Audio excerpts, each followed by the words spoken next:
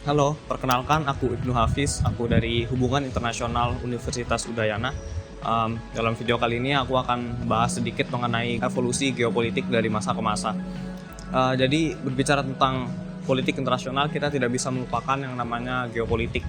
Sederhananya, geopolitik adalah studi yang mempelajari kaitan antara politik internasional dengan letak geografis di mana politik tersebut bekerja. Sejak pertama kali ide mengenai geopolitik dicetuskan, dunia ini telah mengalami banyak sekali perubahan, dan oleh karenanya geopolitik juga telah mengalami perubahan.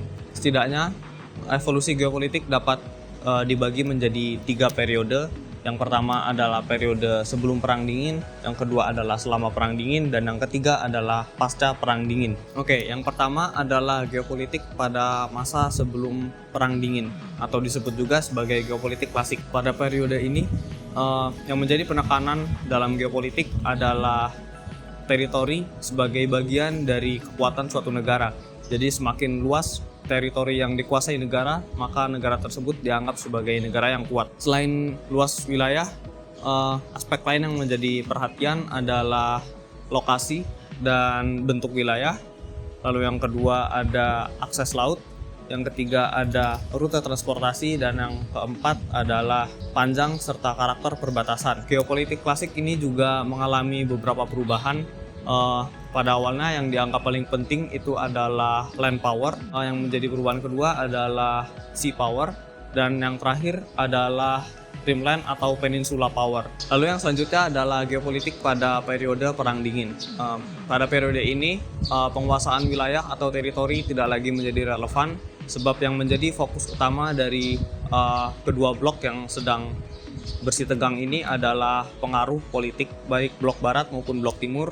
Mereka sama-sama ingin menyebarluaskan pengaruh politik dan ideologi mereka. Hal ini dilakukan untuk meningkatkan kapabilitas militer masing-masing blok dan pada akhirnya untuk memenangkan persaingan senjata. Yang terakhir adalah geopolitik pada masa pasca Perang Dingin, atau disebut juga sebagai geopolitik kontemporer.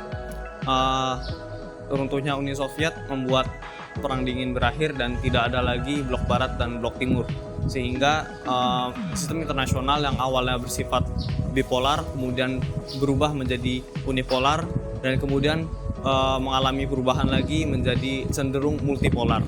Pada masa ini, corak utama dari geopolitik bukanlah faktor teritorial ataupun militer, melainkan faktor ekonomi, kebudayaan, dan politik. Globalisasi yang semakin intens serta pesatnya kemajuan teknologi membuat timbulnya interdependensi ekonomi antara negara satu dengan negara yang lainnya. Hal ini membuat ekonomi sebagai alat utama atau senjata utama dalam memperoleh kepentingan geopolitik. Hal ini juga disebut sebagai geoekonomi.